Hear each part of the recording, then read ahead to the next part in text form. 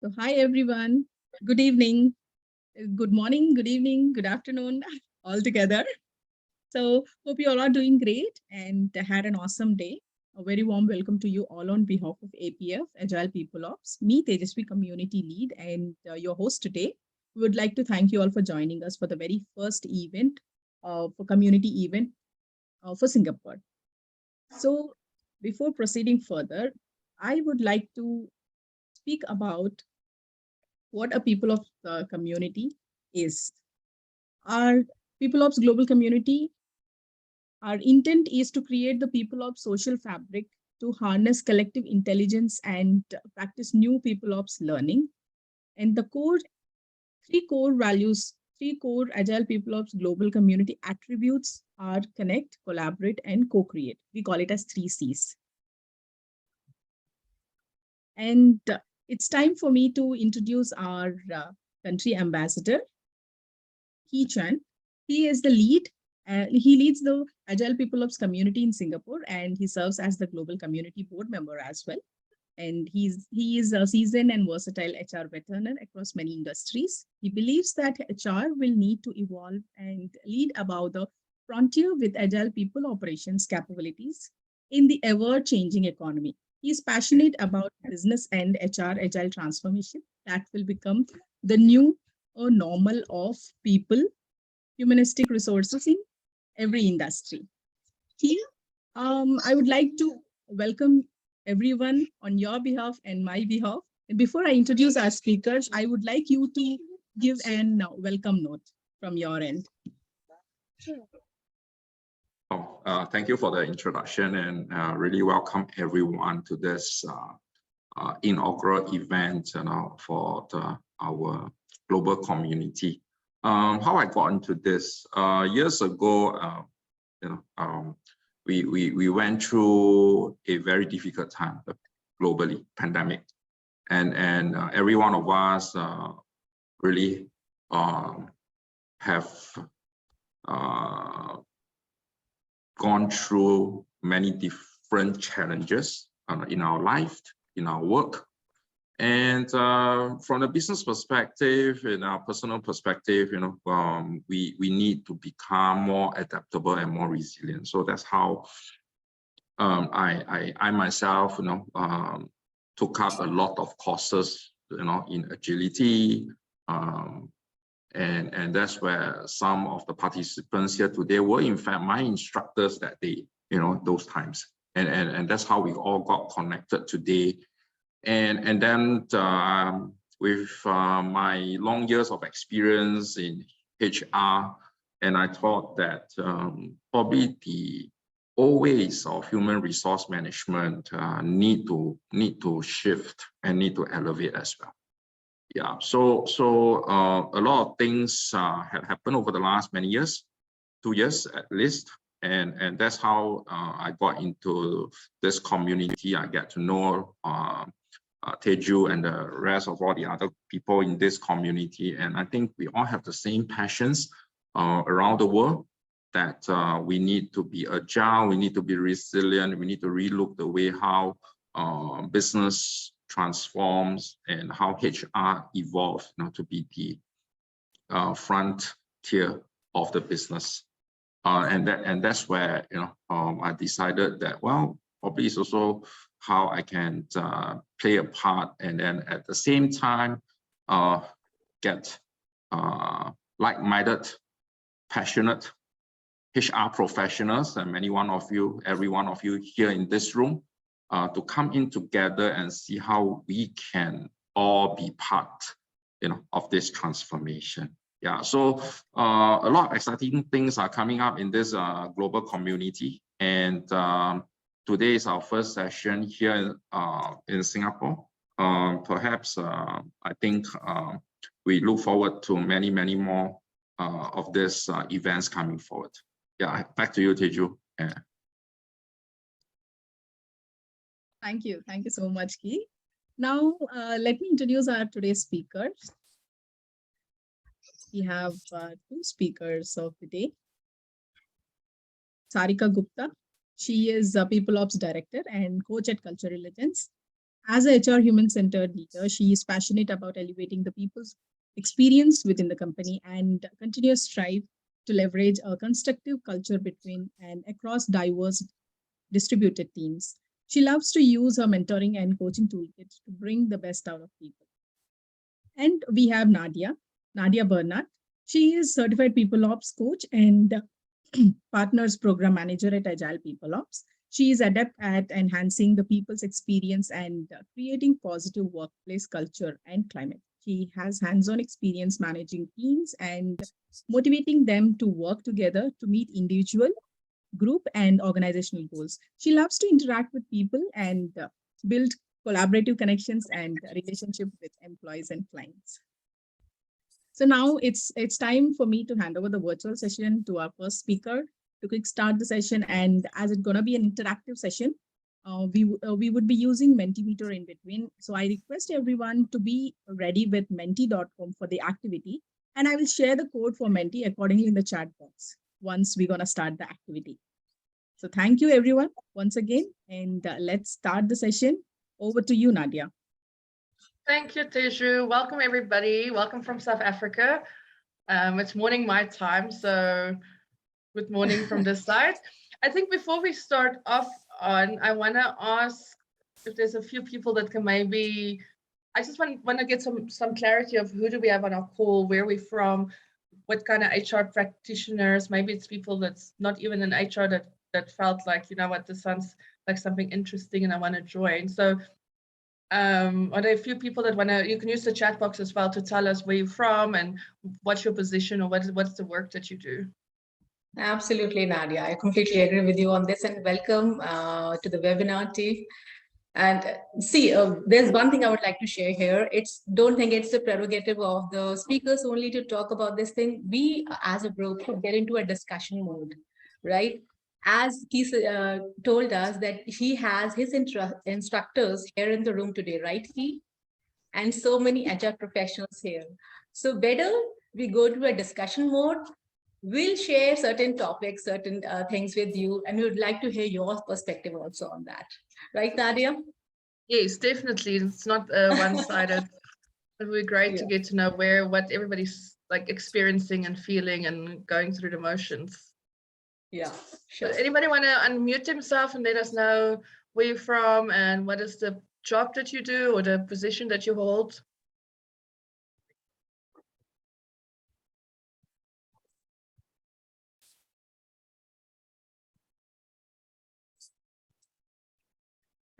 You can also use your chat box. So there is a few chats, Teju. We've got a hello from Olajit.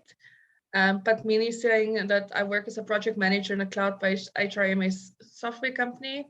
I've been a human resource professional over the past few years. We've got Ranjiv from India, which is an agile trainer and consultant. Thank you for that. Timothy from Nigeria, HR generalist. And then we have Madal. That's currently a senior manager, people and culture of Una Brands, and from India. Okay, thank you so much, everybody. You can keep continuing using the chat box. Like Sarika said, we want to keep this interactive and not just be us talking to you. So today we're going to talk around the current business realities. We're also going to discuss some traditional, what's the difference between traditional HR and people operations. Then we're going to have a little chat around the paradigm shift. Sarika will take us through the APF manifesto and values, as well as the APF value realization. So yeah, let's get this show on the road, Teju. Yeah.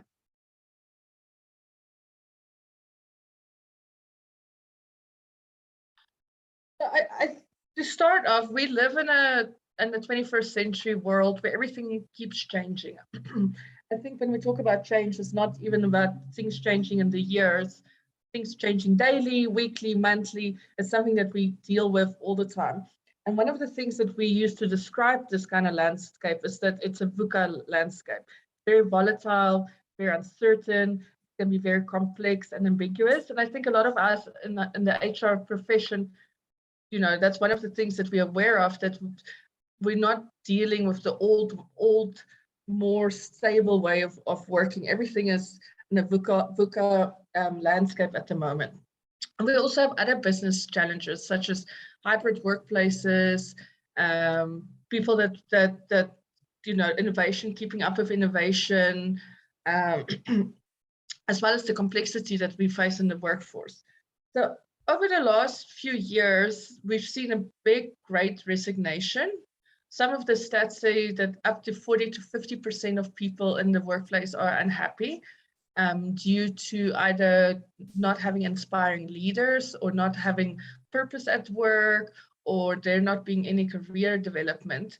And for us to change this mindset from the great resignation, we need to look at it into the great reimagination.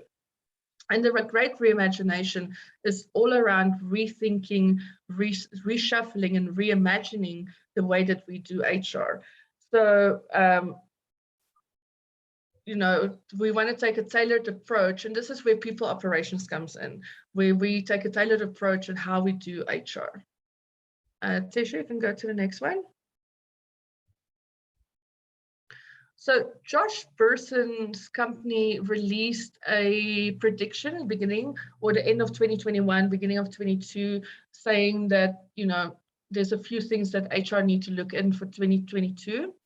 Some of it is that the human or the employee experience is very important. That's going to be something that employees want. They want to feel valued in their workplace. There's also going to be a focus on the reskilling and upskilling, so that continuous improvement and continuous preparing people for the future workplace, as well as a workplace where coaching is seen as very important. So you'll see, if you look at this quote, it's all about upskilling the HR team, organizing HR around Agile, and that whole continuous innovation.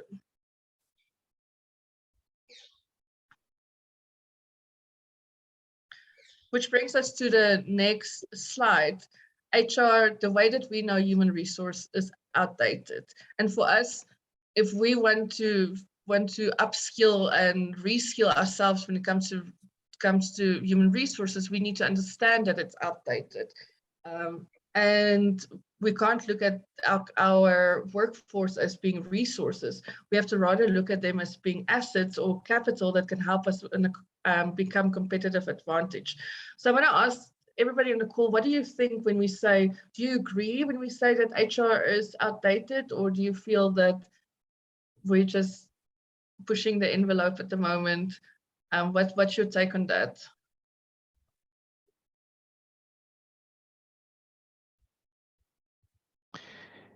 Yeah, let me just say my view. So HR, as for me, if you call it human resources, it's outdated. If you call it human relationships, it is very much in. Yes. Thank you, Ranjiv. Welcome. Anybody else wants to give us what they feel about HR being outdated? Or maybe you don't agree. Maybe you feel that HR is not outdated and it's the way of the future.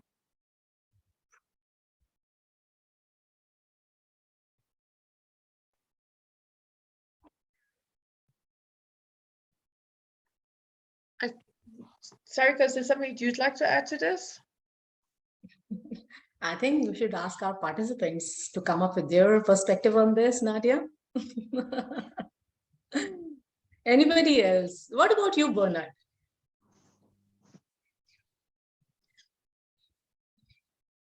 I hope Barnard is there in the room. He is. I think you're. Yes, I am. There we go. There we go.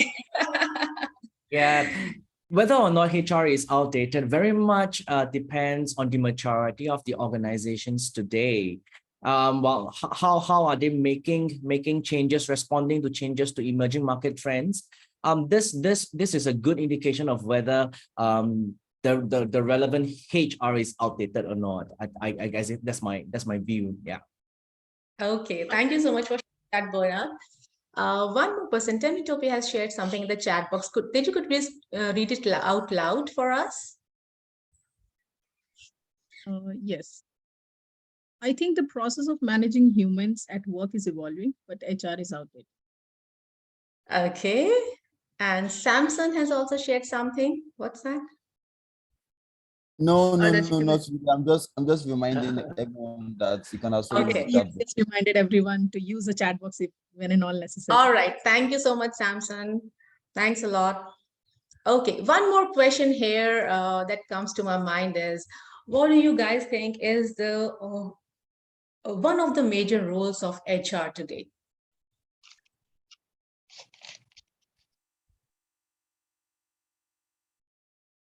Let's call it Yeah, human I think relations. if you look at, if you see, again, it all goes back to how you perceive HR. If it is human resource and you want to treat a human being as just one of the resources which runs your organization, then everything else flows out in the same manner, right? Then in that case, it's all about talent acquisition, talent engagement, and it's all about getting people to do stuff. But if you look at the deeper meaning of HR, that is enabling human relationships and honoring the human being in the workplace, then I guess talent itself, talent enhancement, talent collaboration, the entire the focus shifts. So I guess that's what we need to look into in the near future or in the immediate future. Right, Ranji, I completely agree with you on this. And do you think, post-pandemic, has HR role evolved, during this past 2 years? Yeah, in my personal capacity, it's not evolved, it's been forced to change, because it was a rude awakening for HR. Which is for the I good. guess if the yeah, if the pandemic didn't happen, things would have been business as usual. But the pandemic was a rude wake-up call, especially in this sector. Yeah, I think Absolutely. we were exactly what you're saying. We were forced to change our ways. Otherwise, like we would just go on the same way, going to the office, clocking in, doing what we need to do, clocking out, and Yes, absolutely. And people have started agreeing to what Ranjiv has mentioned Yes, just now. absolutely. We had Padmini also somewhere in between. She mentioned something. Teju, what was that? Yes. If the organization is more concerned about the profit and less people centric, then it is definitely outdated. All right. Medal, he says, agree, forced to change indeed, but super much needed. yes. Okay. Priyadarshini, could you please unmute yourself and let me know, should HR be of any concern, when it comes to understanding business of the organization that person is working with?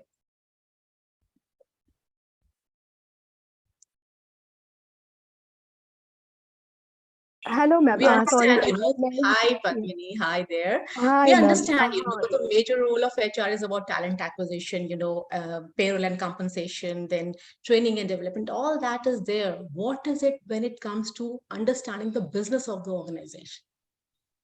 Yes, what I, being an HR professional, have observed that in many of the, I have worked with a number of startups, and what I have observed that payroll, people acquisition, and like talent acquisition, HR operations, these things comes. But when it comes to employee retention, why many employees would leave the organization, the basic ground for that, I have observed that the company, once the employees had there is a lack of culture in India when how the organization they don't make feel the employee valued. Like yes, employees are like any employees, they are the manpower. They need to work for the company, but beyond that, we need to make people feel connected as a part of the team. For that, the employee retention need to improve a lot. If it is basically in Indian scenario, that's what I have observed.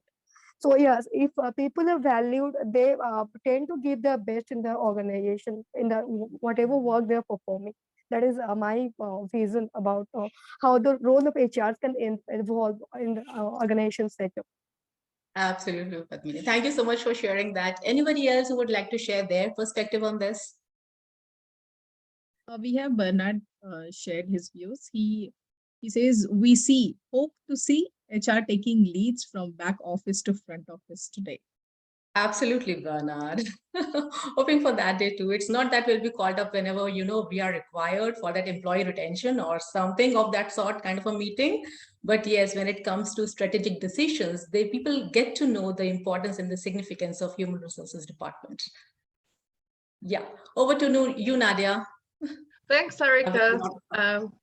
Yeah, thank you everybody for participating. And I think it sounds like we're all on the same page and we all have a similar idea of HR being outdated.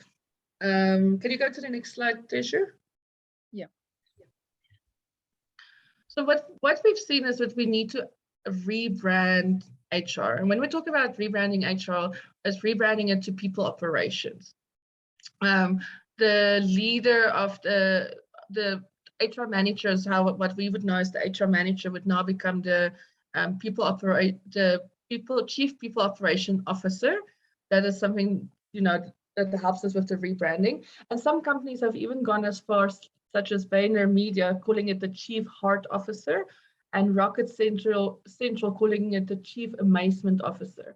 So just thinking or just hearing those job titles, I mean, I don't know about you, but if I work at a company where I report to the chief heart officer, I assume that the whole employee experience is what's going to make me want to work. There's going to be purpose in the way that I work. And I applaud those companies because it focuses on that whole employee experience, and that's where people operations comes in. Tishu, can you go to the next slide? Yeah. So let's look a little bit at traditional HR and people operations. And I think a lot of us can relate to this, right? When we talk around traditional HR, we talk about it being transactional, being tactical. We just need to execute tasks, right? There's tick boxes that we need to do. Our manager tells us, listen, you need to hire 5 new employees, and then you just go through it. There's a requisition that needs to happen. When you talk about the people operations, it's about becoming more strategic. You want to create and implement goal-based programs and initiatives. It's about that upskilling, getting your employees, you know, having programs in place to get your employees ready for the future. Traditional HR is also very reactive. We respond to issues as they come up. And I'm in learning and development, and I feel like I deal with it very often. You know, we go through, people leave the workforce, so there's always a skill that needs to be trained. There's this continuous training. Instead of upskilling the people around us, we keep getting in new people and not thinking about what the cost of just being this reactive, what's the impact of that on the business and the people really around that work with us. So when we talk about being transactional, it's being more deliberate, create proactive programs to achieve goals. And again, it goes to that upskilling and reskilling of our employees. How are we going to get them ready for the future? Traditional HR is also very siloed and narrow. It's limited to boundaries of traditional HR practices. So we've got finance, operations, maybe marketing, and I would say, you know what, I need a new employee, or I feel that we need to performance manage this person. It's just a tick box, right? HR is just asked to step in when they need to. Where if we take a holistic view, if we take the people operations, it's all about the holistic view. We take a wider view of the business. How does everything fit in? How do we drive this human experience? How do we become human centric? And how do we cross, not just work in silos, but work together across all functions? And then the last one is around being informed. You know, we just told about decisions. Listen, you know, I've worked in hospitality, so for me it would be like, listen, next month we're opening up a new store. We need to hire 10 new people. It's just being told that, right? There's no planning. You're not sitting at being part of the big strategy, where when we talk about people operations, people are consulted. The people operators are consulted. What is it that they can bring? We are having those conversations that build on the company's strategy, and you're not just being told what to do. So that would be the difference between traditional and people operations. And you'll see, I think a lot of us can relate that, especially like if I have to take me in some of the places that I've worked in, you know, it's pulling those people out from this traditional mindset towards the more agile people operations mindset. And it's hard, right? There needs to be a whole change in that. But for a company to be successful, like we've been saying, HR is outdated. We need to relook at it. We need to do it differently than we've been doing it for the last, let's say, 100 years. Can you go to the next slide? So Laszlo Bock was the chief people operating officer at Google, and he actually wrote a book called Work Rules That Will Transform How You Live and Lead. And one of the things that he speaks about is, you know, at Google, you get free food, you get all these different stations, you can go and chill, you can go play games. You know, they've designed all of these aspects to make it easy to work at Google. But one of the things that he says is, even if we take all of that away, why would people want to work in at Google?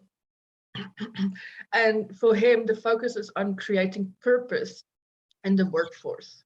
It's not just all of those benefits that come with it. It's what is the purpose to work at Google? What is, you know, what do I get out of being there? And companies such as Facebook and Buffer has also taken the people operations approach, designing work in such a way that people want to be there. They want to be present, they want to be engaged, and they want to be proud of what they do. And I think a lot of our HR people on this call, you know, it's that, I think one of the big things that we struggle with is people engagement. You know, it's something to struggle to, how do we get people to be engaged? But what is it that we offer them? How do we create purpose and what they do every day? Laszlo Bock said, you know, if you think about it, it's not even about status. You can be the cleaner at a place, but it can be purpose in what you do and make you want to show up every day and say, you know what, I'm proud of what I do. And again, this is how people operations come in. Can go to the next slide. I wanted to call you Agile Tissue, but you can go to the next slide, Tissue. So this brings us to Agile. And Agile is a concept, and I'm sure many of us have heard it, and it's something that comes from the IT field. It was a way of working where they broke things into smaller sprints to work. And this is what for us to become agile, we have to have a whole behavioral change. We have to have a mindset change to become more agile. And the main focus about agile is delivering to the customers. So if we take the IT field, if they would design something, they would break it into smaller sprints so that when the end product gets to the customer, it's exactly how they envisioned it, instead of it changing along the way. Because they had those smaller sprints. And think about us as HR professionals. Our customers are the people that we work with, right? How do we deliver value to the people? And this is how Agile comes into place and help us become more human-centric and more create that employee experience. And then Lean. So Lean is a concept that it's about taking away things that's non-value added. So if you look at value stream mapping of recruitment, right? So recruitment from when you do a requisition to when you onboard somebody, the average time that it takes can be 54 days. So 54 days for somebody since the like putting the job out to onboarding. But the actual work that it takes is 4 days of work for somebody to work. So technically 50 days is non-value added activity. So what we need to do is when we want to become lean, we need to eliminate all of those things that's taking away from that experience. Think about somebody that's in the process of hiring at your company. To wait 54 days to know if you have a job, by that time you might already have decided, you know what, actually this is not going to work for me. Let me try something else. So for you as a company, it's eliminating that waste and those delays to achieve qualities and continuous improvement. And how do we do this, or how do we drive this? Is through a whole paradigm shift, which brings us to the next slide. So the paradigm shift. Sorry to interrupt you here, Nadia. I think we can ask our participants here if anybody is working in recruitment here, and if they can share their experiences, how traditional HR works when it comes to recruitment and hiring in their organization. Right? Do we That's have good, anybody right? in the room? Thanks. Do we have anybody in the room who was right in hiring or talent acquisition for their organization? And would they like to share with us how they work? What is the process flow that they follow? Anybody here? Everybody has gone through that recruitment cycle. Somewhere or the other, we were either a recruiter or we were being, we're interviewer or being interviewee. We have been through that cycle. And we have HR professionals here in this room today. Yes. Anything you feel as an interviewee was a total waste of time for you? Maybe I should put it this way, this might help. Oh, maybe I share one of my very bad experience long time ago about recruitment. Many years ago, I was recruiting. I went for a job interview. Okay. For HR role. I'm a HR. And then it's supposed to be the interviewer is supposed to be a HR director. And at the time I was much younger then. The interview was supposed to be at after my work. So usually I rush down at 7 p.m., reach the place at 7 p.m. and the interview is supposed to be at 7:30. And jolly well, I waited until 10:30 p.m. for the interview to start. So okay.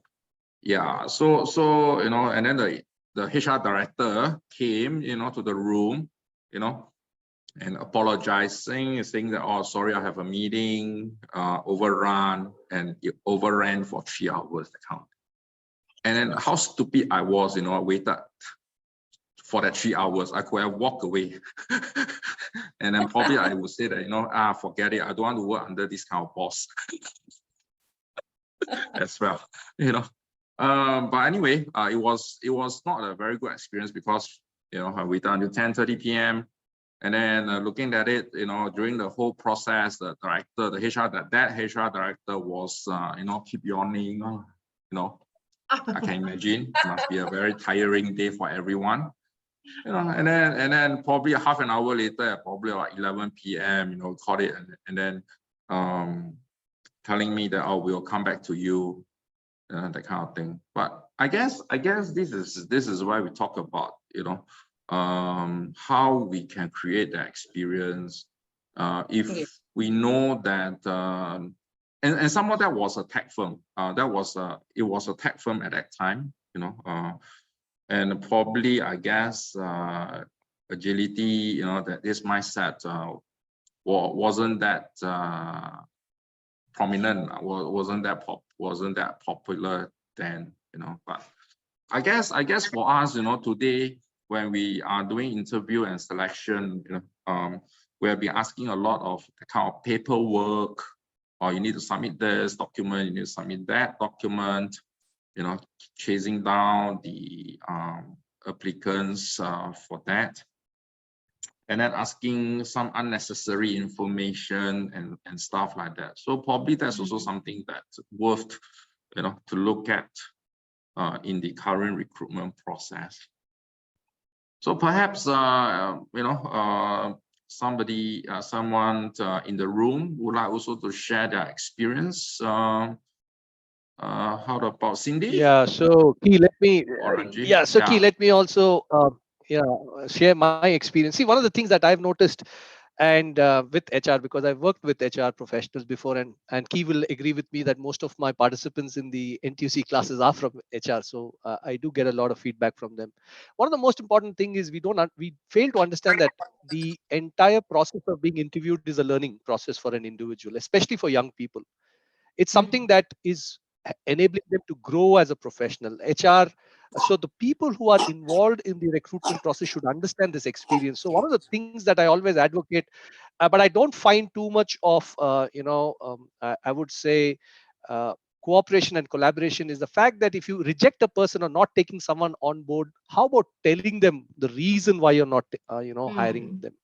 This is always missing. It's just like, we'll call you back, or sometimes just goes cold, and that talks very poorly of an organization, especially if you call yourself HR.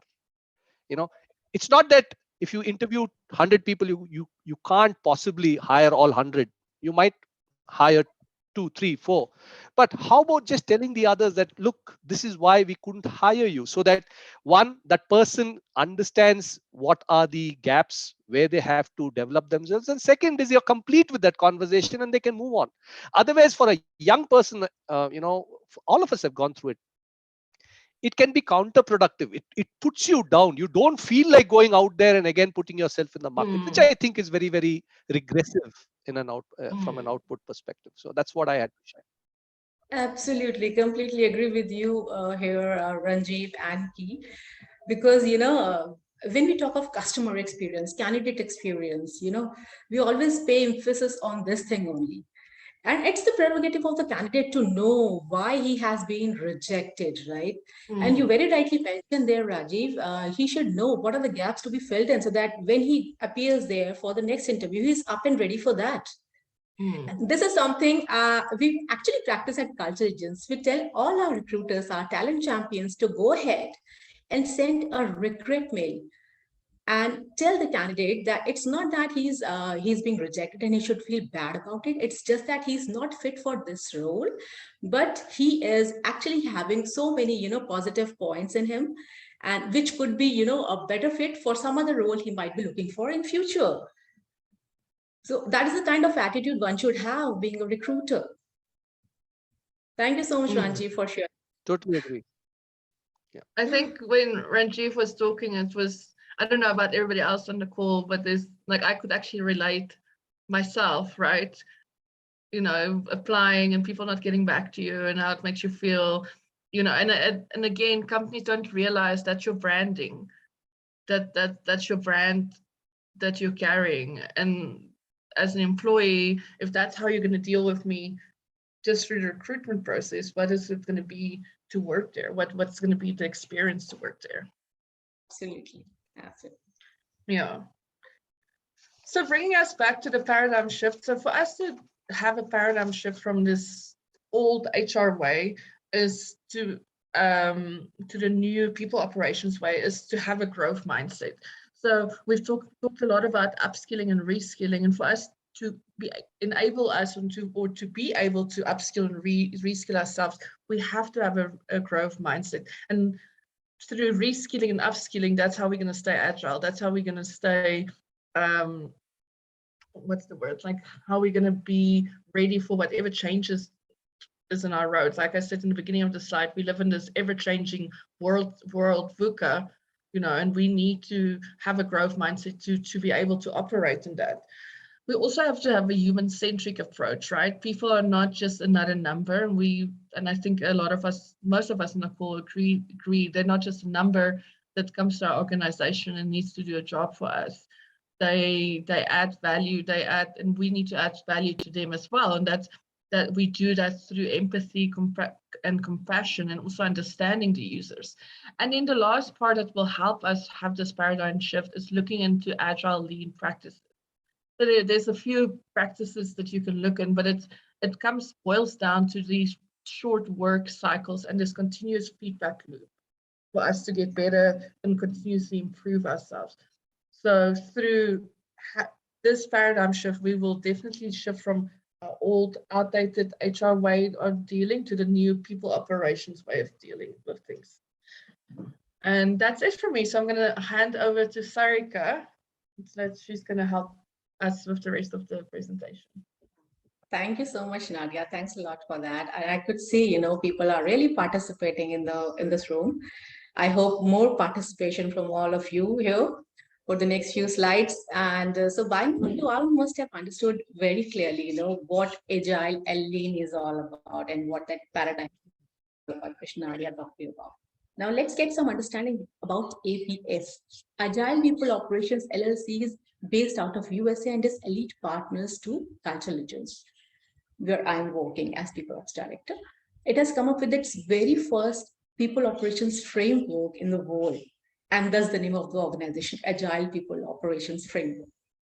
And APF actually enables HR teams to intentionally adopt a more agile mindset. And when we talk of APF, especially emphasize on two things. One is the transformation from traditional HR to agile people operations, which Nadia talked to you about. And secondly, that it is a unified process. Now, let's try to understand what exactly unified means here. Anybody, any idea what unified means here? Those who have been working in agile setup, they might be familiar with this word unified. Do we have anybody who would like to come up with an answer here? What unified means?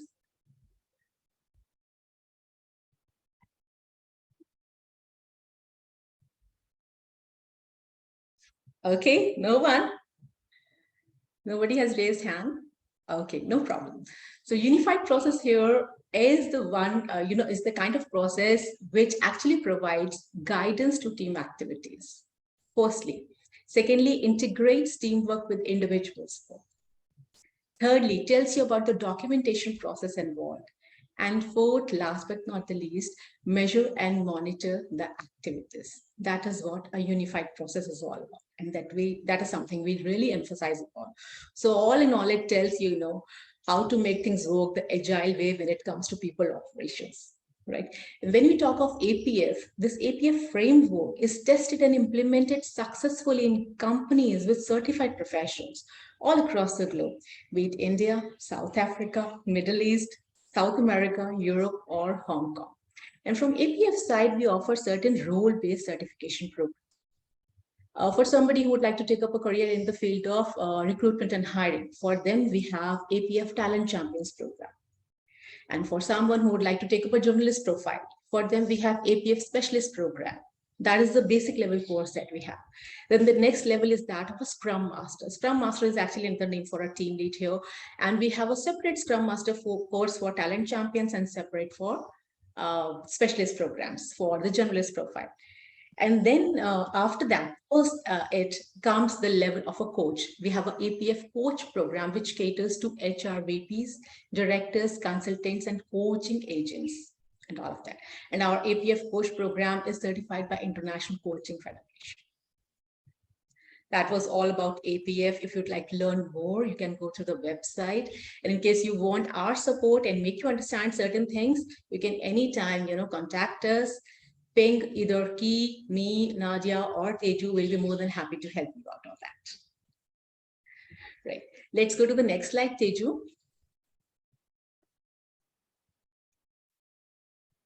Now here, APF talks about APF Manifesto. Let me understand from any one of you here, what manifesto word means to you. Anybody here?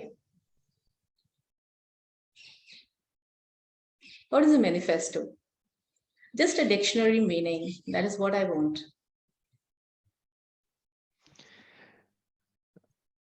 Yeah, is it okay if I speak? Because I seem to be speaking most of the time, so. Which is good. We love to hear from you, Bradley. Yeah. Okay, manifesto. I'm a trainer, so it just kicks into me to speak. Okay, so a manifesto is a declaration. It's a declaration which binds people together to follow few values, principles, or ways of being. That's Absolutely. what a manifesto is to me. Absolutely, yes. A manifesto is actually a written. Yeah, please go ahead. Who was that? Okay, for me, I think manifesto talks about intentions of what you want to do over time. So it gives like a breakdown of what you want to do over time. Yes, very true, Happiness. It's actually, a written statement outlining what a person or a group is, they actually stand for. Right. A written documentation declaring intentions, perspectives, and motives of a person or a body. Absolutely, yes, Barnard. And you could say, you might have heard of the board's creed or mission statement, which are synonyms to manifesto. Here at APF, we advocate 4 aspects of manifesto here. 1, team of teams over traditional hierarchies. 2nd, growth mindset over fixed mindset. 3rd, coaching culture, command and control. And 4th, transcultural competence over cultural competence. Let's deep dive into each one of them one by one. Next slide, please, Teju.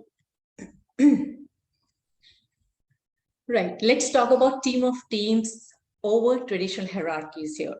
A traditional hierarchy, I am sure, most of you are working in that only. It's a format that is the basis of most of the organization charts here. And it's a pyramid kind of a structure, wider at the bottom, gets narrower as we reach the top. And this kind of structure comprises of the executives, directors, managers, and employees in order of their highest level to the lowest level in the chain. And this is by and far the most widely used structure and creates clear boundaries, between team members. And there's a specific line of control, you could say, line of communication that you could see, which follows a certain path, right? On the other hand, when it comes to team of teams, there are various teams coming together and collaborating and working together to realize organization goals. So this is the kind of infrastructure that we could see when it comes to team of teams. Let's understand it with an example here. Let's say an auto manufacturing company which is trying to come up with a cost-effective, fuel-efficient electric car. So if that organization is working in team of teams, what will happen? So a team comprising of representatives from various departments, from design department, production department, hardware and software, business and development, then people operations, then accounts department, sales department, they all will get together and work towards a shared goal on how to make this fuel efficient car, which should be cost effective also. Right? This is the beauty of team of teams. And team of teams is actually very effective because all of them, they work with a certain level of trust. They have a shared purpose, which we call shared consciousness, right? Unlike traditional hierarchy, where we could say, team of teams allows employees to take responsibility and authority of their own decisions. Instead of you waiting for a manager to issue instructions and approve your request, an empowered team of teams can organize itself around a leader. They can actually tell the leader what to do and what not to do. A beautiful book written by Stanley McChrystal, who is retired from US Army, on team of teams. It's available there on the website. If you want, you can go ahead and read. If I tell you very briefly what this book is all about, it actually describes, how he transformed the slow-moving bureaucratic task force into an agile, adaptable network of teams, which is actually united by shared consciousness, trust, decentralized decision-making. And this fellow, Stanley McChrystal, he was fighting against Al-Qaeda to eliminate terrorist leader Abu Musab al-Zarqawi, and began winning this fight against terrorism in Iraq. And these kind of accomplishments, they hold a lesson for all kinds of organizations who are struggling with unconventional challenges and environments today. If I put a very brief summary in front of you, then this team of teams reveals the incredible power of small teams that they have, to manage the difficult and complicated issues that arise in an organization and how they can overcome these issues. Right? Whenever you get time, I suggest you go ahead and read this book. There's a lot you can gain from that. Next slide, Teju. Okay. Now let's talk about growth mindset or fixed mindset. Anybody would like to share here what growth to you?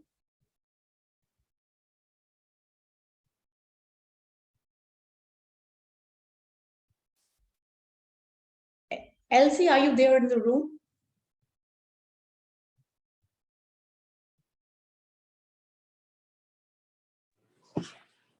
Can I speak? Yeah, sure, Happiness. Please go ahead. Okay, so for growth and fixed mindsets, they are like two opposite walls. One talks about having to do with uncertainties when they happen, that's for growth mindset, and the fixed mindset has to do with being scared and not being prepared for opportunities, for uncertainties rather, when they happen. So an example of a growth mindset would be that I'm not scared of mistakes. If I make a mistake, I can make adjustments. But for the fixed mindset, one is scared of making mistakes, one is scared of asking for help and all of that. So that's my differences between the both. Thanks, Happiness. Thanks a lot for sharing that. We have others in the room too.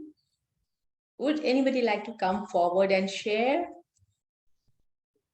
I could see some beautiful faces here. Cindy, what about you, Cindy? Would you like to unmute yourself and share what growth mindset or maybe fixed mindset means? Okay, Bernard has shared something in the chat box here. A growth mindset. Yeah, please go ahead, Teju. Yeah.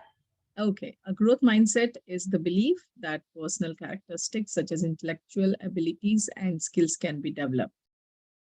And Ranjiv says, a mind open to learn and take action and is okay with feedback to continuously improve.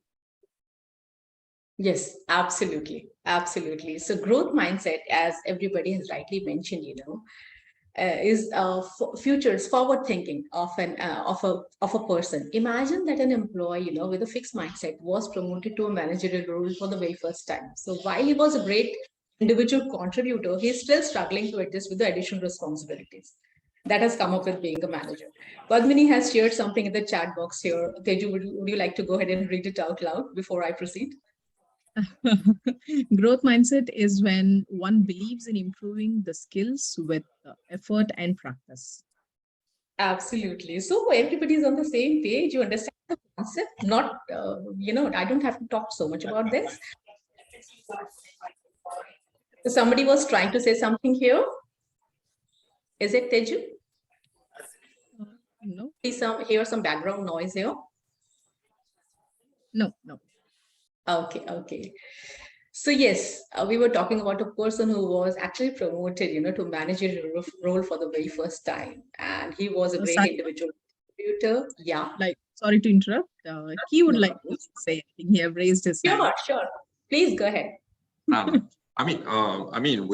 are a team together, here, but I think I would like to raise this to all the HR practitioners, professionals out here in the room, is that the growth mindset and fixed mindset thing, as a HR professional, I do not know, I just want to throw this out loud. In your organization, how does this really relate to HR, on a daily, day to day? Do you see yourself, or do you see your team members or teammates, or probably even your leaders having that growth mindset or fixed mindset? And as a HR professional, how can we shift that? Because at the end of the day, our business is about people. So that is a real, something that is challenging, to the HR professionals out there. Probably I just want to throw this out loud to all the HR leaders out here. Yeah. Thank you so much for that question to everybody, Keith. So would anybody like to come forward and share their ideas or maybe their experiences with their leaders? Do they have a growth mindset or a fixed mindset?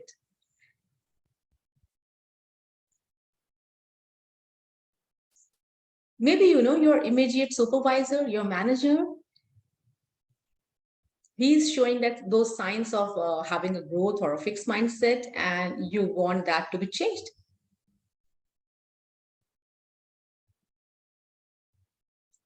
Anybody here?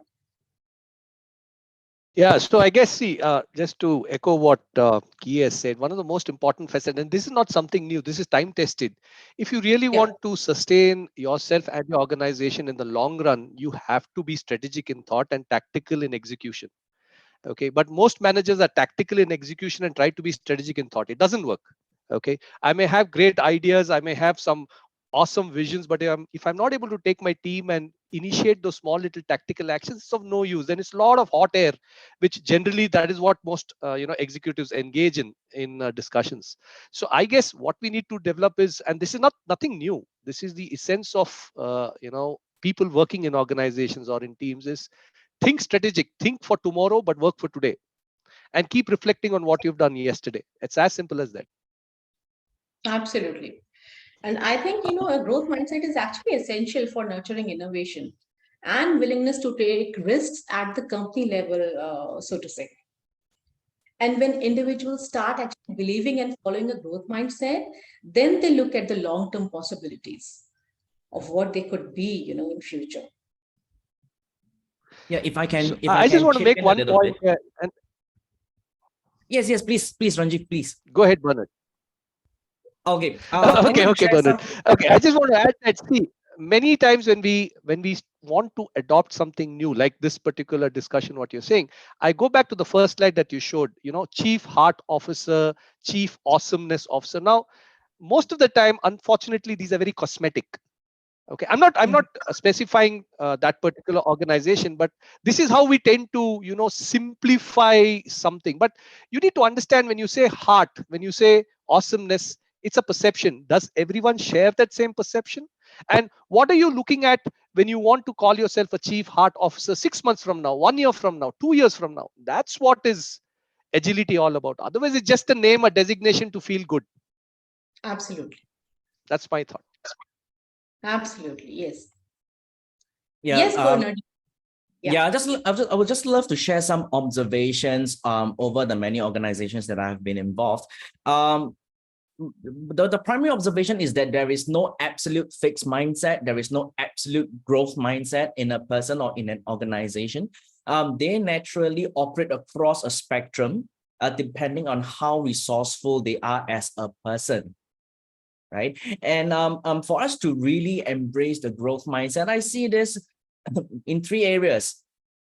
What are the knowledge that is needed, to cultivate a culture and attitude that embraces challenging times, that embrace challenges, the way they think about effort being invested into doing certain things, their attitude towards receiving feedbacks. It takes time, it takes a culture, and it takes leaders to walk the talk. So that's some pointers. Absolutely, Barnard. Yes. Do you have anything to add to this, Nadia? I don't have anything to add, but I'm enjoying the conversation because I feel like, and I agree with Barnard, right? It's that, and it goes back to Ranjit, what he's saying as well. Is it just a title, or are we walking the talk, right? Are we, and that's what makes the difference. That's what, and one of the things that also that feedback loop, right? So are we open for feedback? Because feedback helps us to get continuously improve in what we do. Yes, absolutely. Now that after this talk, I could say everybody has got a food for thought here. Just introspect and try to learn about yourself. What kind of mindset do you have?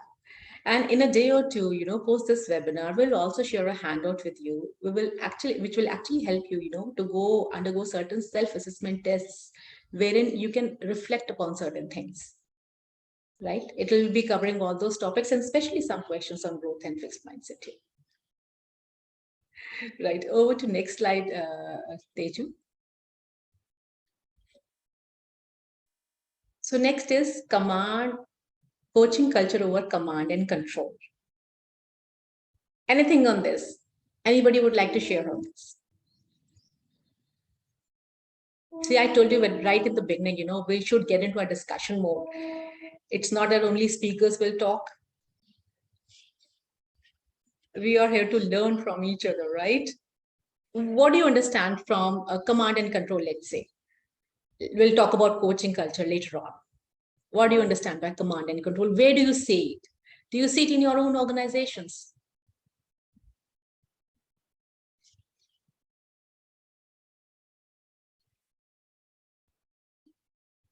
We have HR professionals here, and HR people, they are very famous for being talkative. So why is it that only Ranjiv and Barnard and a few more people are talking? And what about others? May I say? Yeah, sure, Padma. Please go ahead. Yeah. So basically, command and culture in an organization, what we say is when the organization is more authoritative in nature, like when the more power, decision making, strategic decision making power that lies in the senior management, and somehow the middle management and the junior management employees have to somewhere adhere to the rules. So that is more less participative, it is more authoritative, what I understand by command and culture. Do you see it in your own organization, Padmini? Yeah, to a great extent I see this.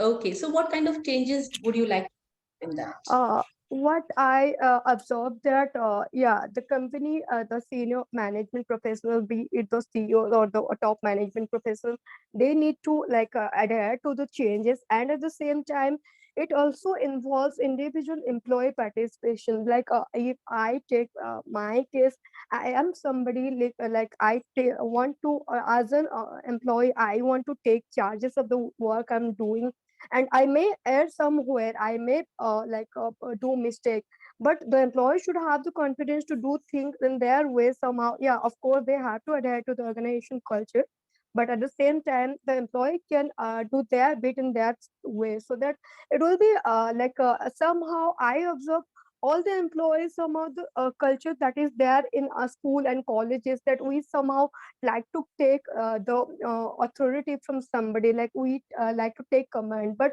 at the same time we have to develop the nature of participating in organization decision. When our voice or opinion matters, we should be giving it. And yeah, if it is like I say, it is more a collaborative approach. Both the organization and both the employee have to go a step beyond to just to yeah, so for the command and culture, it is more authoritative in nature. So it is just to eradicate the same, we have to have more participative work culture in the organization. Right, Padmini. Thank you so much for sharing that, Padmini. Okay, let me I would contribute. Let me yeah. contribute mine now. I was in another meeting, so that's why I couldn't. Okay, basically, it depends on the context. Because for a new employee who joins, right, we can't have a coaching culture because they don't know what to do. So it has to be a command and control for a start. So, and furthermore, in any leadership itself, we had to wear different hats. So sometimes to get things going, we have to do some kind of authoritative methods. But then, of course, from another perspective, when the employees are self-directed and all that, then of course, we can focus on the coaching culture. Like I actually read one article which I tend to a bit agree on is managers, with respect to the previous slide, managers tend to be a bit more focused on the fixed mindset because they have to get results. Whereas the leaders are more focused on the growth mindset because they are more on the people side. So although there's no right or wrong, but sometimes you find that because they are not the leaders as in the upper management, things like that. So they may not have the flexibility or leeway to proceed with the agility approach. So they had to get things doing and done, done right and do the right things as well. So for coaching, I tend to agree with the statement itself, but we need to be careful if there's no context, right? Then everybody will assume that a coaching culture would be better than command and control. Okay, That's Ronnie. my Ronnie, just I would like to share here something with you. You know, when we talk of a fixed mindset, we are actually talking about a person who is not interested in facing challenges. He is a person who is not ready to face challenges and it's shying away from obstacles. And his views are that with this opportunity, there comes a lot of challenges and he won't be able to overcome those, right? And he is actually shirking from work. Right? Do you think this kind of mindset should be adopted by managers, as you said, you know? No, it should be eliminated. It shouldn't be. So be it leaders, be it top management, be it managers, whosoever it is, I think everybody should adapt growth mindset instead of fixed mindset. Yes. Yes, when it comes to command and control, you said initially it's important maybe to go ahead and show that kind of culture instead of going ahead and showing the coaching culture. I'll give you an example of I'm not Deloitte here. into that. No, what I'm saying is coaching culture should take precedence, but it's depend on the context. It should not be applied throughout the whole organization, regardless of the ranks itself. Because for new employees rather, they need the mentoring, they need the training. So in certain aspect, they need the command and control to set things right. Yes, over time, once they are familiar with the process, then of course the coaching culture could sit in. Okay, so Ronnie, when it comes to command and control, what we could say, employees are expected to follow certain orders and stick to protocols with no questions being asked, right? And Oh people no, here, not the kind of not that kind of. That is what I yes. wanted to clear here. This is something which we don't want in our own organizations, right? Yes. So Yes. how about your own managers? They go ahead and become those mentors, those coaches for you, and you, instead of having that command and control kind of a relationship with them, you have a coaching relationship with them. Yes. When it comes to coaching culture actually fosters openness and trust between the employees and the leaders or your own immediate managers. People are still expected to meet performance expectations, of course, while the concerns and issues are being tabled without any fear of being judged. Right? Yes. So this is something which we are looking forward to when it comes to coaching culture. And when it comes to mentoring and coaching, these two are things. A mentor would actually, give solutions to your answers. You pose a problem. It depends on how we define coaching. Yes. But when it comes to coaching, a coach will drive you to draw your own solutions to a particular problem. He will not give you anything, keep it on a plate and serve it to you, serve the solution in front of you so that you can take it up and implement. It's not like that when it comes to coaching. Yes. So this is the I do understand the coaching aspects. Yeah. Because I just completed my ACSDH itself. I'm actually doing my coaching, but basically sometimes we have to play the role of an advisor as well. Absolutely. A person might have to change hats, sometimes he's a mentor, sometimes a coach to his employee. But yes, when it comes to me or, so many people sitting in this room, they actually advocate this concept of coaching, having a coaching mindset and have practicing that coaching culture. Yeah. Anybody would like to add something over here? Anything that you see, you witness in your own organizations? Maybe you have a coaching culture in your own organization and you'd like to share your experiences over here. Something good about your organization. Perhaps I just chip in here. As a HR, from a HR perspective, to all the HR professionals in this room here and the business leaders here, I just want to, throw it out loud, and just to solicit thoughts, and all these things. As a HR professional, what do you think of, those hierarchies, those managers and CEOs and leaders, that are authoritative, that give command and says that, hey, you do this, hey, you don't do this, that kind of thing.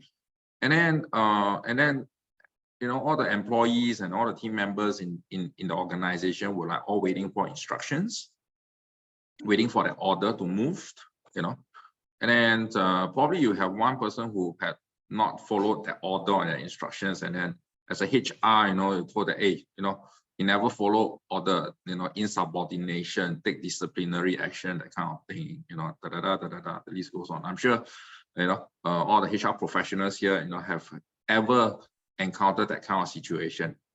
Now, from a HR perspective, or now as we move into Agile People Operations, how can you as a HR leader or HR professional, do that, change that, shift that.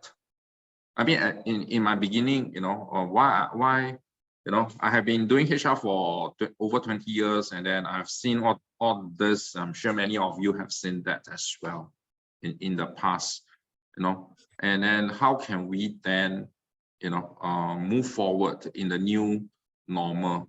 How can we become a different, HR how can this profession become different in the future to suit the VUCA environment, the new normal, the millennials, the Gen X, the Gen Z, that's coming into the workforce and stuff like that. Yeah. So just throw this out loud to everyone here. There's no answer today, but I guess moving forward, that's my passion as an ambassador, country ambassador here. Is a volunteer job, a volunteer role. That I want to bring, like-minded HR professionals here in Singapore and probably in the region together, and then how we can then create an impact, through this thing here as we are talking about. Yeah, thanks.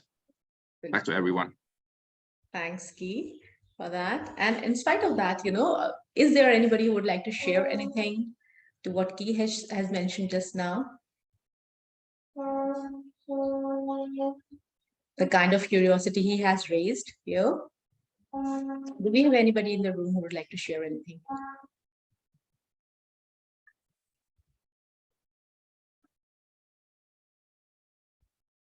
Okay, no one. I'm not a HR scope role itself, but I do agree with Kee in certain aspect, because most HR are attuned to the organization part and not the people. Is it in terms of the policies and things? So they have to, in a way, carry out certain policies. Whereas if we are talking about the non-HR, the leaders part, yes, they can be attuned to the people-oriented part. So in a way, of course, I think there's a difficult, still a line drawn between the people management area, in terms from HR and from the non-HR. Yeah. I think everybody can think through this. And maybe, when we meet up for the next webinar, when we can share our perspectives on this too. Right, Kee? Yeah, certainly. Okay. This is just the beginning. More to come. There's more to come. Absolutely. Yeah. Next slide, please, Teju. We might exceed our time a little bit. I hope nobody minds, because I'm really enjoying this discussion out here. I'm me and Nadia both, right, Nadia? All right. Definitely. So next is transcultural competence over cultural competence. Any idea what's the difference between the two? We're talking about culture in both the places.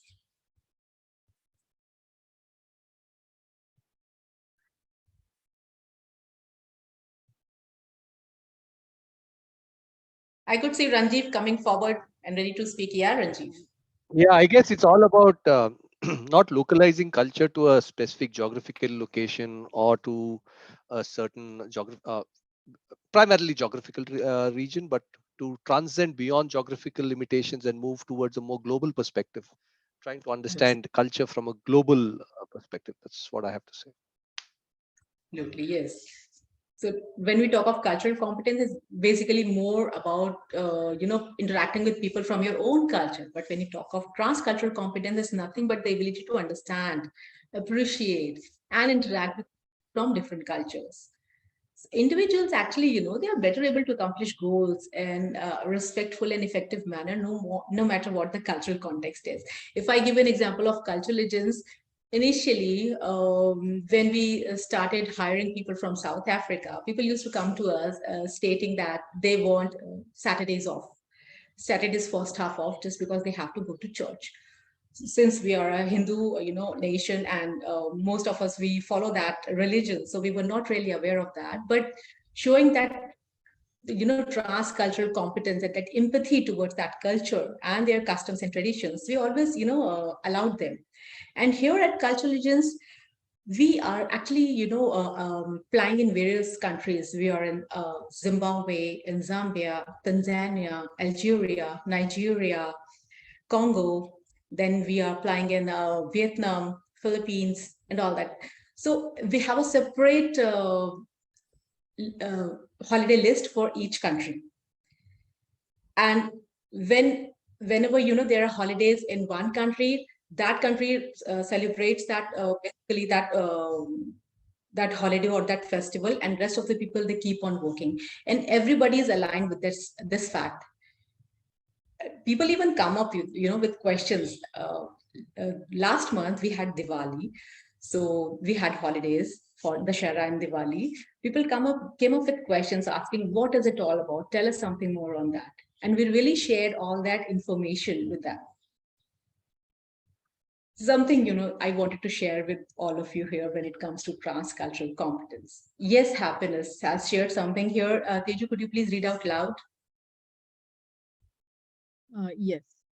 She mentions transcultural competence over cultural competence has to do with having to accommodate diverse cultures, irrespective of organizations' resident culture. Absolutely, yes. And I think, Teju, you have a mentee over here for everybody. Yes, we have an activity. And here, Barnard have also shared his view. It's about diversity, equality, and inclusion as well. Inclusion as well. Absolutely, Barnard. Yeah. So perhaps let me chip in here to what Barnard has mentioned about DEI. I mean, to everyone, to all the HR folks and business here, HR folks here. HR has to be an advocator for DEI. I mean, just my 2 cents, just to share. Again, I'd like to throw this out loud to everyone, to all the professionals, all the people here. No, how many times as a HR, when you are running or you want to advocate DEI, and then your managers or your leaders, will tell you that, hey, don't do this. Hey, waste of time, or probably a waste of resources or stuff like that. I mean, how does this resonate to all the HR professionals here in this room here? Yeah, and then probably even in your next when you are sitting in with a hiring manager in an interview, for the next best talent that you're going to bring into your organization, and then you realize that there was some bias or prejudice, or even this kind of things that's happening, in that selection process. And you as a HR, and we, how can we do that? How can we manage that in our organization and things like that? So probably just to set this up, thinking out loud for everyone, and then probably we all can learn and share, and how we all can become much humanistic, organization as we move forward into the next new world. Yeah. So we have a mentee here. Probably Teju. Yeah. Shared the link as well as the code here in the chat box, and you can log in through www.menti.com, and you can use the code 61927255, and you can give up your thoughts in the activity mentioned.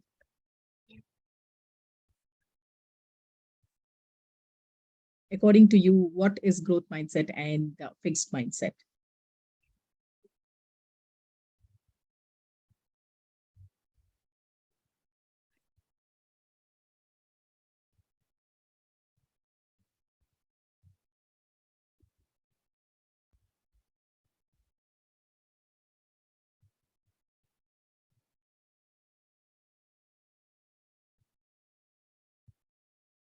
I hope everybody is able to log into Menti. Yes, we are receiving the responses, Sarika.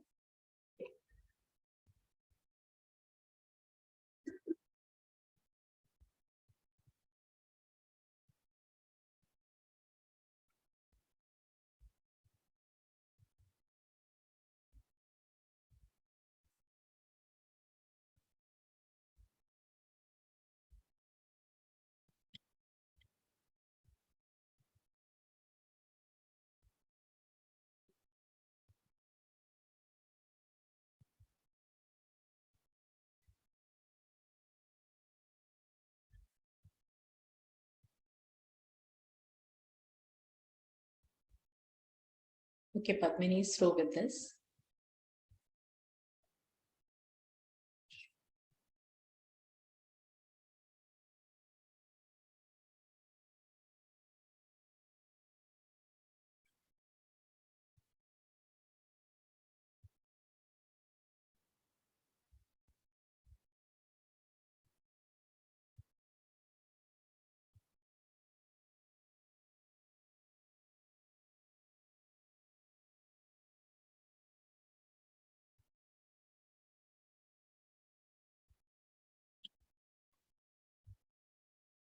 Okay.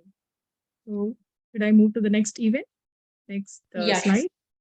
Yeah, sure. Okay. We'll move to the next activity. Sure. Let me present. And you can use the same code. And here, this is, in this slide, you have to rank in order of the priority. Like in today's VUCA world, which APF manifesto do you think is the most important for people operations function? So according to you, you can rank out here in your priority. Which would you like to prioritize?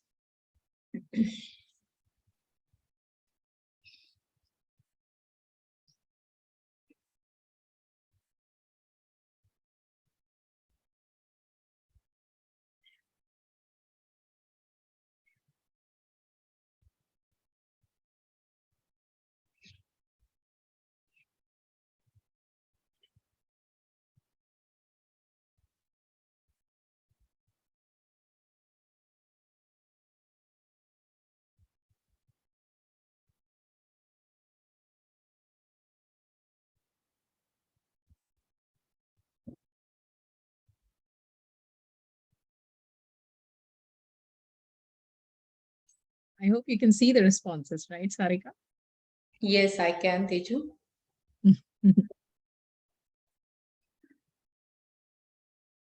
So in the majority, we can say everybody ranks growth mindset over fixed mindset as the first priority. Yes. And Good. I think everybody prefers that. Everybody, most of them, yes. So I guess as a HR professional, as we elevate ourselves from HR to people operations, I think we need to really drive and growth mindset in the organizations. And I guess all the professionals here, all the would certainly agree with me that whatever it is, that is how we can navigate and then how we can elevate ourselves into the new chapter. Mm-hmm. And it's not that it will happen in a single day or overnight. It'll take time. But the thing is, how can we contribute? How can we be change champion? Exactly, Sarika. I mean, this process. Yeah. Yeah, this is also a challenge ourselves because we are HR. They call it HR, but we are human beings. We are not God. We also have a bad day, right? We also have a day that shit, today, I'm having a fixed mindset today, that kind of thing. But then as you step into the office, into the room, into the meeting room and stuff like that, you really have to also, show that so in a way or another, we also have to be honest. We also have to understand each other that no doubt that we need to drive. We are drivers of growth, in the organization. But somehow or another, we also need to have a pat on the back on ourselves as well. So I guess it's tough. It's tough. I would like to ask everyone in this room why you want to get into HR. That's a question. See, Barnard is laughing heartily over there over this statement of yours, Kee. Barnard, unmute yourself and say something on this. I see you, Kee. I feel you, Kee. Well, many a times, yeah, we got good hair days, we have bad hair days. Sometimes we are more resourceful, sometimes we are not as resourceful, and yet we are being seen as this owner of yardsticks, right, Kee? We are seen as these owners of yardsticks, and how do we really really drive them, lead them, breathe them, and be that influence without authority. This is a topic that continues to be explored, yeah, in every HR practitioner. Absolutely. I could see Rajiv unmuting himself. Ranjiv, sorry. Yeah, Ranjiv. Yeah, so I just want to reflect on what Kee just said. See, ultimately, whether you're HR or any other position, if you are known and you want to prove your worth more from your position, title, or rank, then things will be the way it is. Instead, if you shift to looking at what you do as a role that is more from a position of commitment and accountability, then things will work. So, like we say, right, a scrum master is a commitment. It's not a title. So that's where the mindset should come in. So irrespective of the designation you have, if you are operating from your designation, title, role, position, nothing will change. You have to operate from a commitment, from an accountability, from a responsibility. That's when things will change. Yeah, that's my Absolutely. 2 pence. Right. So, sorry for dragging this whole discussion, Teju, because I know we are running short of time here, but I'm thoroughly enjoying this discussion here. So let's quickly, cover this values thing. Here in APF, we advocate 6 values: open communication, feedback, commitment, courage, respect, and adaptability. When it comes to open communication, when all the team members have the freedom to express themselves, their thoughts, their views without any fear of being judged, that is what is open communication all about. And here in this kind of communication, the communication flows both ways, right? The teams will start sharing their suggestions, their ideas, they'll come up with their blockers, they might even share how they're feeling, right? So that's how it works. And when we think about open communication, one thing we must understand here is it can't work in silo. If we have communicated something, then it's important for us to get into that feedback loop so that you get to know, you're on the right track, and not where you should you should improve to deliver better in a better manner. Right, so that was all about open communication. Let's get into the next value system, which is feedback. Feedback, as we all hear a lot, about this in organizations, even in malls, even while you're surfing the net, you could see people coming up with that pop-up. How do you feel?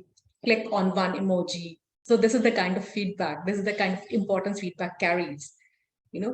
Everybody would agree to this. Feedback culture is one of the best ways to raise employee morale and create a positive and happy workplace environment. And as Ranjiv, you were mentioning in the beginning, the candidate has a right to know why he has been rejected. This is also a kind of feedback that we are giving to the candidate here. And when it comes to our own employees, if your employees feel free and they're always ready and happy to share what they think about the organization, the management, and the other employees, they're more likely to get more engaged in the organization, the work, right? So they are ready to contribute in a positive manner. Positive or negative, whatever the feedback is, I think it must be provided to the concerned person each and every time. And next in the line is commitment. What do you understand by this? What kind of commitment? What is it all about? What is it that we're talking?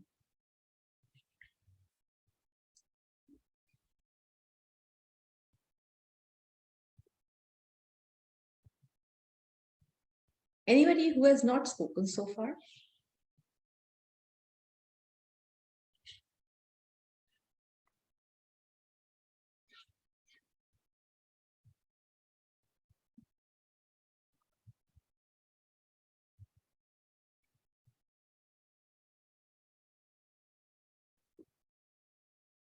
Okay. Anything from your end, Ronnie, on commitment? Sorry. Okay. I think we need to stay committed because that will provide some kind of accountability and responsibility as well. Mhm. Because if we are not committed, right, is like 50% non-committal, and that may affect the eventual outcome. Yes, something that comes from within, right? If you don't have that kind of commitment, you can't get that kind of productivity, be it organization, be it team members, right? So that connection has to be there with the team and the organization goals, and you have to stay committed to achieve both of them. That is what we are talking about here, commitment. Now let's come to courage. Anything I think we about? yes, Yes, we yes, need the please, courage. please, We Ron. need dare to lose before we can dare to win.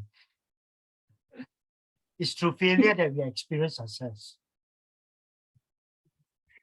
Anybody, who would like to share here if they have shown courage at their own workplace? When it came to, pointing out flaws, drawbacks Yeah. in your So own supervisor or maybe the yeah. So organization. Sarika, one of the see, courage is one of the values in Scrum also, right? But many people tend to, misunderstand courage as, see, there's a difference between bravery and courage. Okay. Yes. We don't expect you to be brave. Brave is what soldiers do, in the face of adversity. Courage is the ability to be convinced about what you do and able to speak about it and hold your ground. And that's why we say, when you say courage, when you have unconditionality in you and you are very clear about your integrity and authenticity, that's when you display courage. So it's not about being right or wrong, it's about being convinced about yourself. That's courage, according to me. Yes, yes. They should be able to come forward and speak. That is what Yeah, we you mean. can only speak when you are convinced about who you are and what you say. When you are convinced. Yes. Sometimes, Ranjit, what I feel is people really get worried. What if they talk about this thing and they point out a certain flaw in their own manager, and what if they get kicked out of the organization? The fear of losing of the job, or maybe, fear of not getting promoted or not getting that increment, or maybe Yeah. getting downgraded Yeah. or something like that. So Fear is there. yeah, I totally get you, Sarika. So it at the end of the day, it's how you view yourself. See, this is what, you can't change anybody. You can't change your manager. You can't change your organization. The only person you can change is yourself.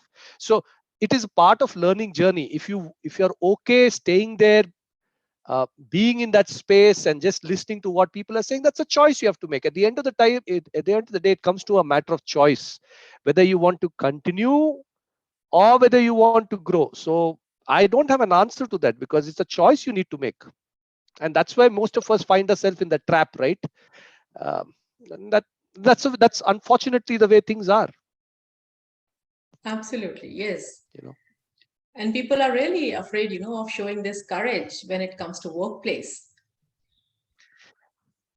Yeah, so that is why, Sarika, I always say, see, I can't change my boss. My boss is the way it is. I'm speaking from my life, but I certainly have a choice in how my subordinates look at me. So I can create that example downwards, even if it doesn't have, even if I'm not able to get it outwards. And that needs a lot of courage.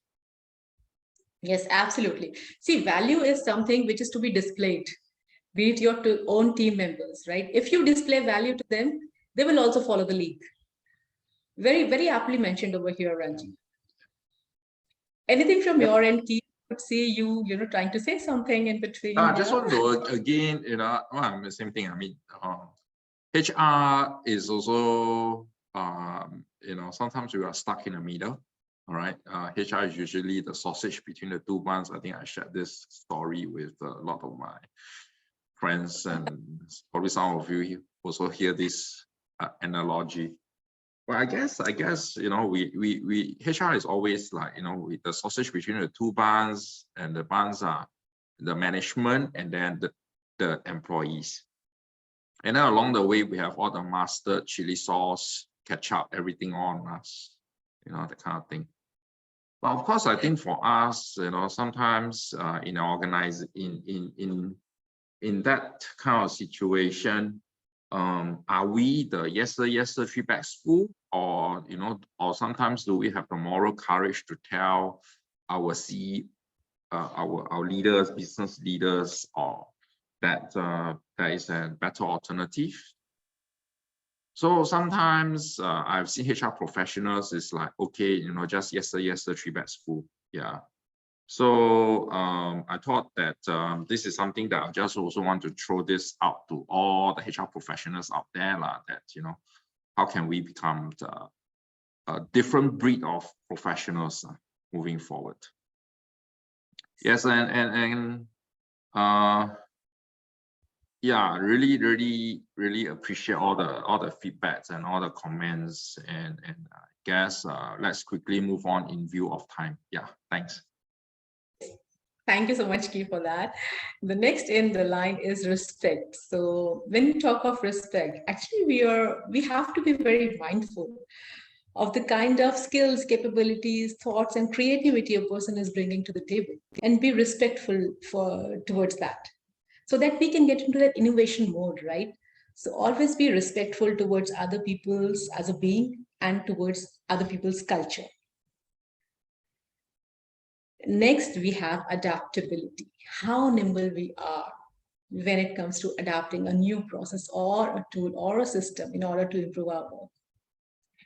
I could see, people saying that change is hard to adapt.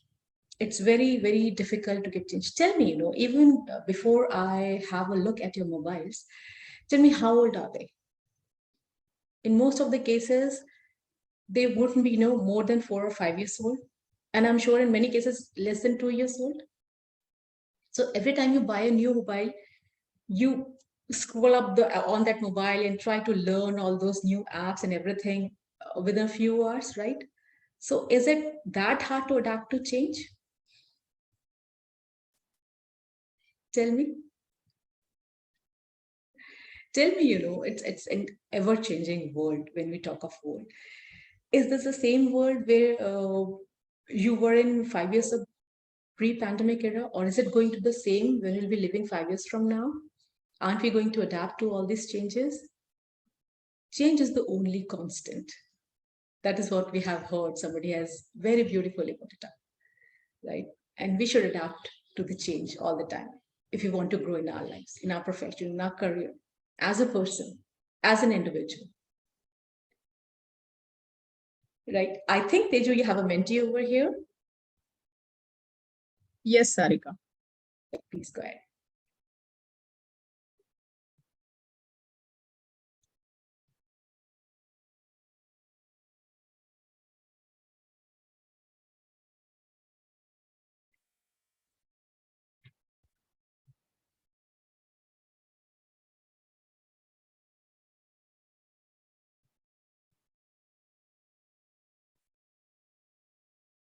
Your screen is not visible, Teju, to me. Is it to others? Yes. Now it's. Okay, here we have a different code, Menti, www.menti.com, and the code is 16168088. I've already shared the code in the chat box as well. So here we would like to know what values does your organization follow? What values which are similar to APF values does your organization follows?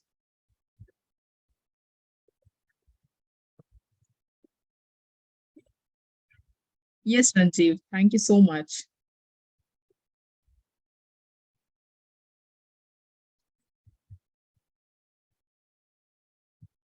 Okay.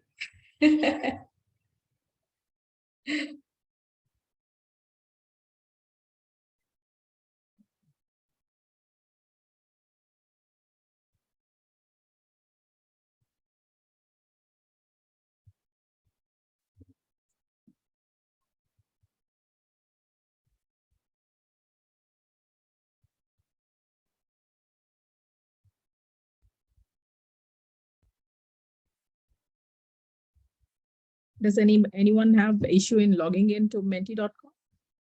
I guess no.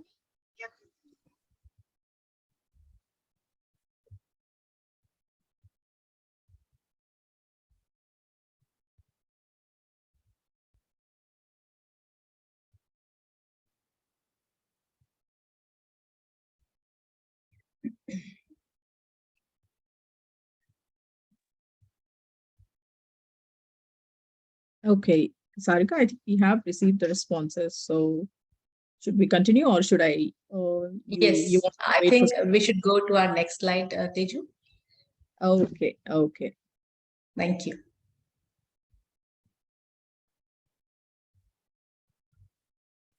Okay, here we go. Okay. So now let's talk about APF value realization. What is it that you could expect when you embrace agile mindset? Agile mindset and growth mindset, I think, should be used synonymously, interchangeably.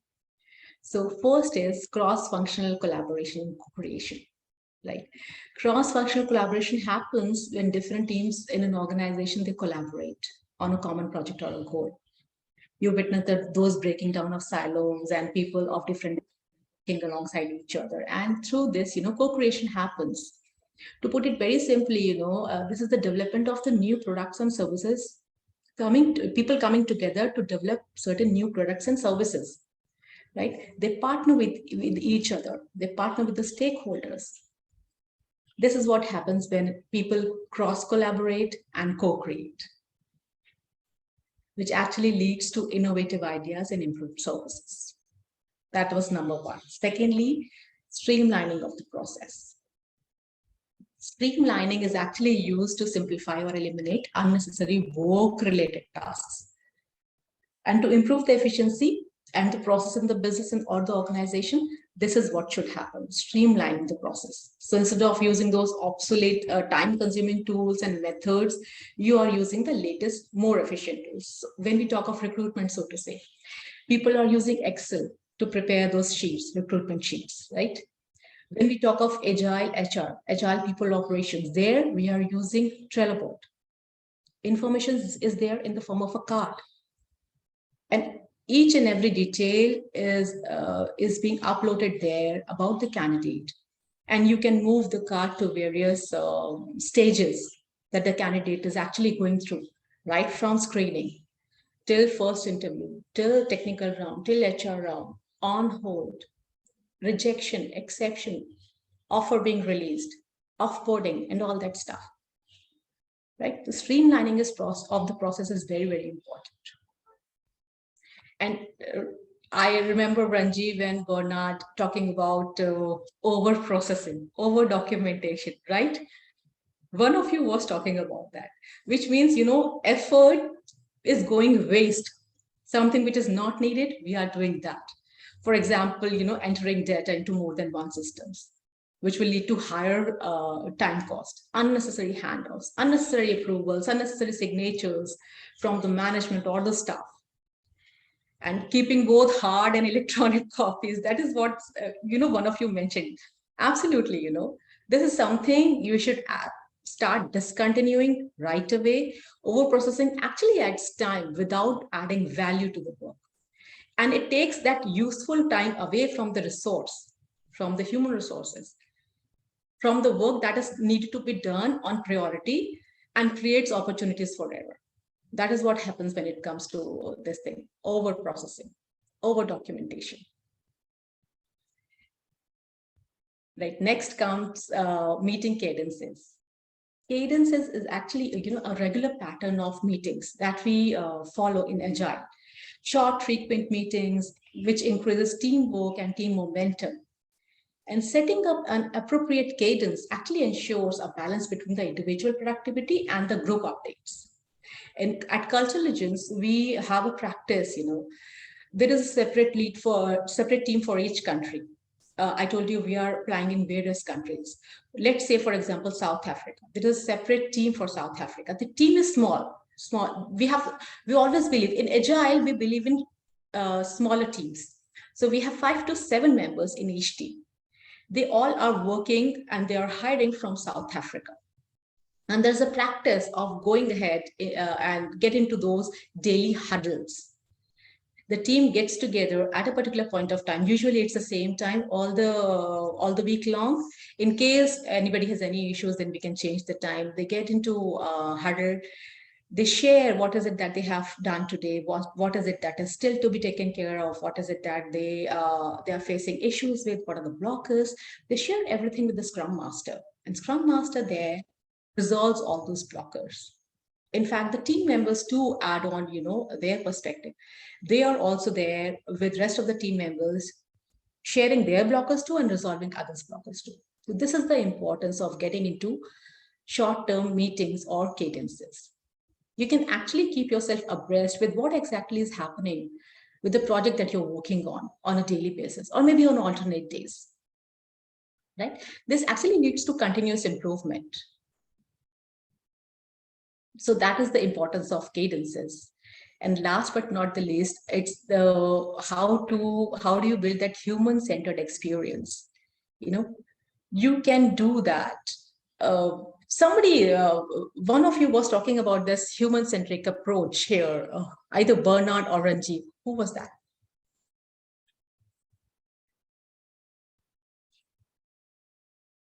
I think it's Ranjit.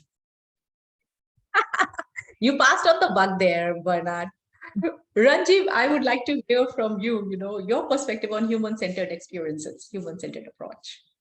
Sarika, Ranjiv is not here with us. He had to jump a call, it seems. So he had informed and just left the. Okay, no worries, Teju. So let's talk about what is it that we could do. This human-centered experience, it requires three things: empathy, creativity, and of course, commercial successfulness. So we need to be genuinely caring about the people we design for, right? Build empathy by immersing yourself in the community that will use your product, right? Secondly, creativity. We need to find creative ways to solve users' problems. And thirdly, our product has to be commercially successful. Right? This is all about it, Teju.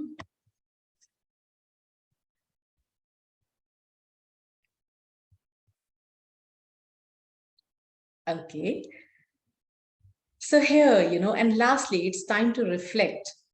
And I must say it's kind of a food for thought for all of us. Now you see, how can you elevate that role of HR? That there are new opportunities that you could grab. So how about getting into that introspective mode, and so that you can think on how you can be that change champion in your own organization and teams, right? What is it that you could do in order to bring Agile into practice? That growth mindset that you all have advocated, you all have, voted maximum for growth mindset. What is it that you could do from your own end in order to start implementing on those lines?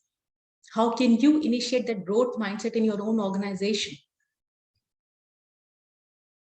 Right? In case you want any help from any one of us, be it Kee, be it Teju, Nadia, myself, please feel free to contact us. We'll be more than happy to help you out on that. Nadia, would you like to add anything to this? I don't have anything to add. I think, just to reiterate that, if they want to, we're here to reach out, and this isn't just like a once-off. It's us working together and building this community and changing this mindset. Absolutely, yes.